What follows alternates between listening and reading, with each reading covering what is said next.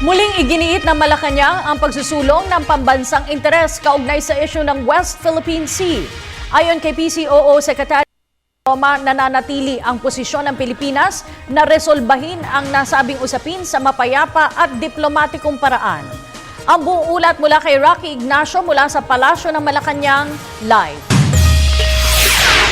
Maraming salamat, Cathy. Muli nga iginit ng Malacanang na foreign policy ng Pilipinas ang dahilan ng ginawang aksyon ng pagsasampa ng memorial sa International Tribunal kaugnay ng usapin sa West Philippine Sea. Sinabi ito ng Palasyo sa report na posibleng economic backlash sa pagitan ng Pilipinas at China dahil dito. Muli iginit ng Pilipinas na hindi lamang nakabatay sa usapin ng West Philippine Sea ang relasyon ng bansa sa China. Sinabi ito ni Presidential Communications Secretary Sunny Coloma sa report na nasisira umano ang relasyon ng dalawang bansa dahil sa pinag-aagawang teritoryo. Nauna nang ipinahayag ni Pangulo Aquino na re-resolbahin ang usapin sa mapayapa at diplomatikong paraan.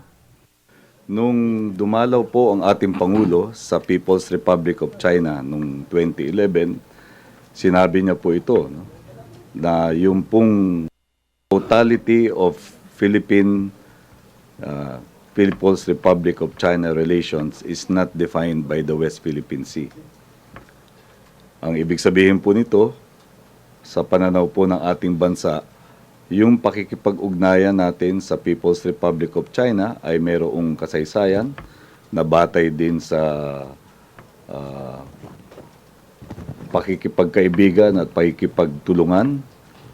Marami pong larangan na maaaring maisulong o may taguyod ang kooperasyon at ang pakikipagkaibigan ng dalawang bansa.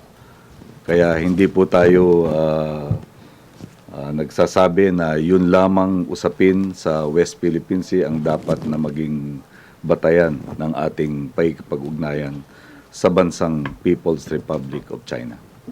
Git pa ng kalihim, nakabatay ang prinsipyo ng Pilipinas na proteksyonan ang pambansang interes kaugnay ng formal na paghahain ng memorial sa International Tribunal. Sinabi ito ng Palasyo sa posibleng pagkakaroon ng epekto pang-ekonomiya ang relasyon ng Pilipinas sa China dahil sa usapin. Itinuturing ang China na isa sa mga bansa sa mundo na may pinakamatatag na ekonomiya. It is the duty of government to promote the welfare of its citizens and to ensure the orderly and stable growth of our national economy. Samantala, wala namang anyang poder ang Pilipinas kung sino sa mga leader na iimbitahin sa World Economic Forum in East Asia na idarao sa Pilipinas sa darating na May 21 hanggang 23 sa susunod na taon.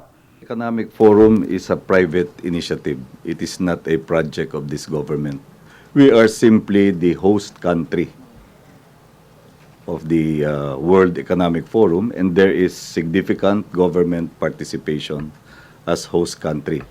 But the event itself, the World Economic Forum, is a privately organized event. Which means you will not have any say on who will be invited. And if China will be invited, then It is a private initiative and it is a private event. Aalam na kanyang sa Department of Foreign Affairs ang schedule para mag-present ng kanyang credentials ang bagong Chinese Ambassador to the Philippines na si Zhang Jinghua kay Pangulong Aquino.